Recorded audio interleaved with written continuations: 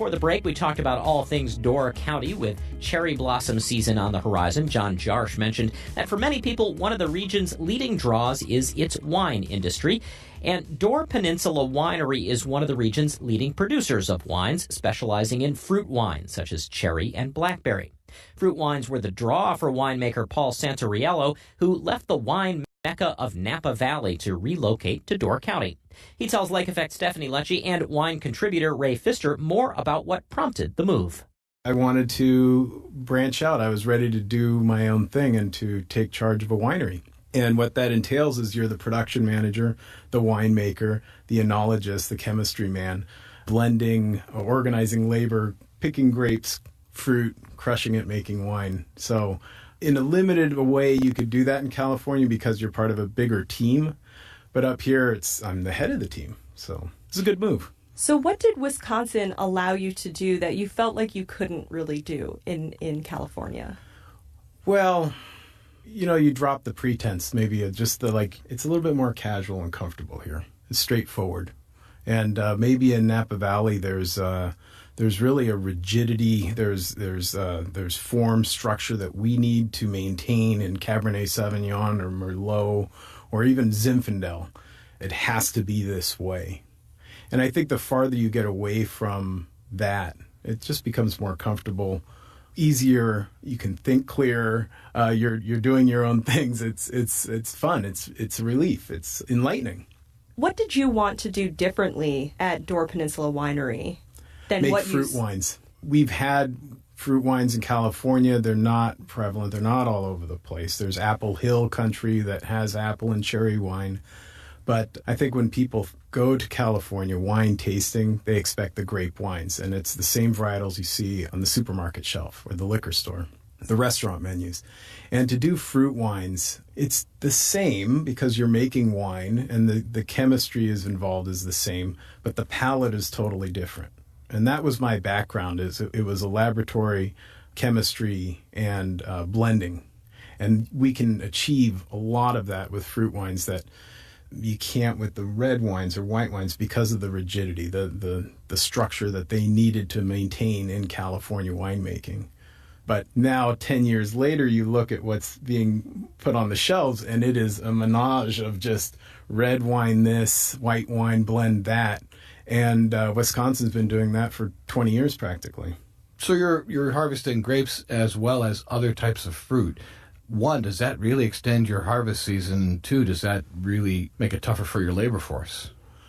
Yes, because cherries come first, really. The cherry production, apple production happens up north in Wisconsin. It's through local farms. I try to source from local farms. So am I driving a shaker or a combine to get all this stuff in? No, I'm not.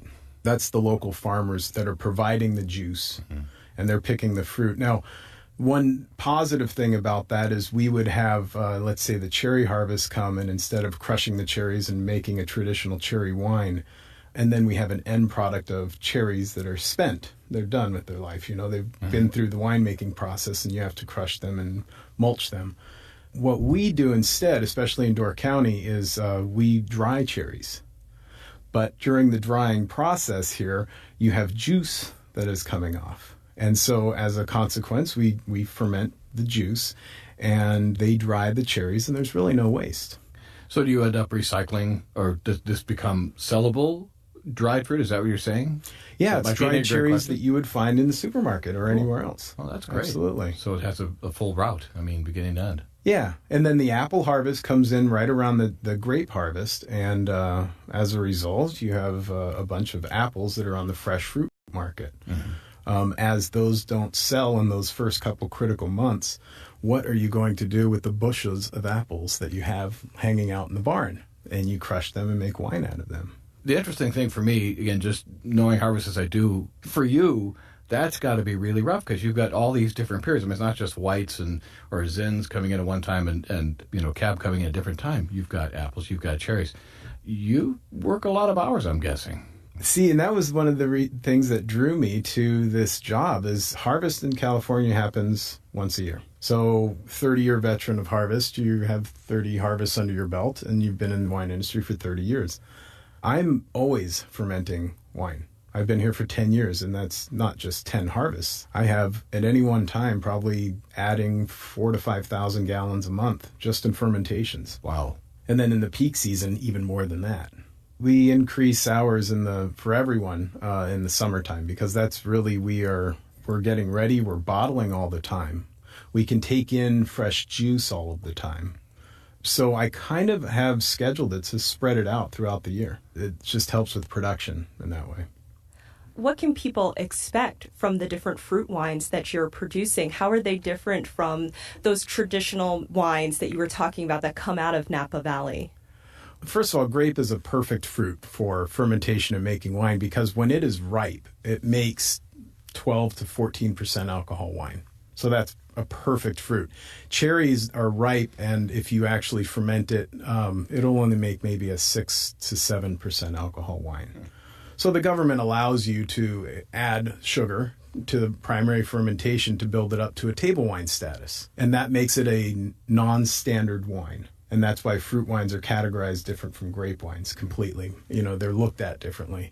And I think there's some bias there right away. And that's, I think, what you're getting at.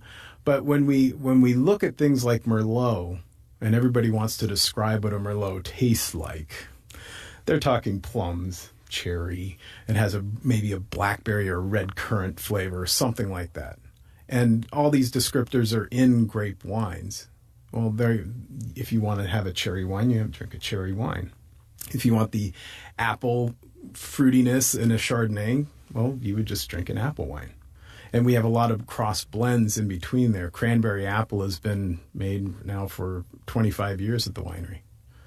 We've been in business for 40 years, and it started with the apple and cherry harvest in Wisconsin, and cranberries followed shortly after that. So, yeah, I think there is a little bias. People like their grape wine. It is a fine wine experience, but I think, we were talking about investigation and being curious about other products, and I think you have to look at fruit wines in that way. Do you think that attitude maybe is changing, given, especially here in Wisconsin, where fruit wines have been produced for so long? Yeah, one of the things that I realized when I drove into Wisconsin for the first time on my way up to Door County is I didn't see any vineyards. Now, that is to say that from California, practically the whole state is wine country. You drive down the highway, there's all of a sudden vineyards, especially along the 101 along the coast. Into Wisconsin, it's more of a farming community. Beer has been here forever, spirits before that. And I think the lack of vineyards and the lack of table wine from a long time ago has kind of limited the idea of wine in Wisconsin. If you look close, you'll see a lot of beer growing along the sides of the freeway. You will see a lot of beer growing. And that's my point, is I think the products have been shifted to beer and spirits primarily. Well, wine is as a nationwide, we are drinking more wine. And I think it is catching on, and it's catching on in Wisconsin. That's why we're opening quite a few wineries a year. Yeah, well, tell us a little bit more about Door Peninsula and, what we would see if we went up there. Yeah, Door Peninsula Winery is open year-round. It's still in a farming community, and it's just a beautiful microclimate of Wisconsin. It has everything, I think, that's good about the state is in there.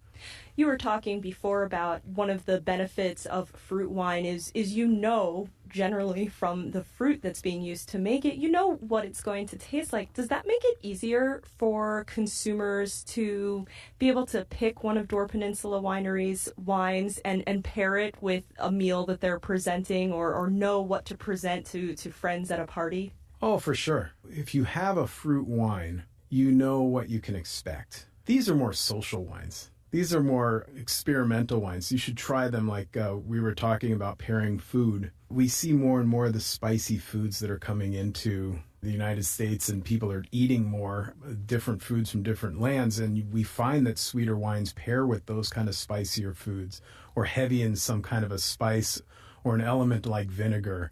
Anything that's really off-putting, a fruit wine will be sweet enough to balance it. So, for instance, like mustards, the mustard has a salty and it's vinegary, and it has some kind of character that would kind of make the wine out of balance if it was a dry oak-aged wine. And it would just kind of strike a different, maybe it doesn't taste so good.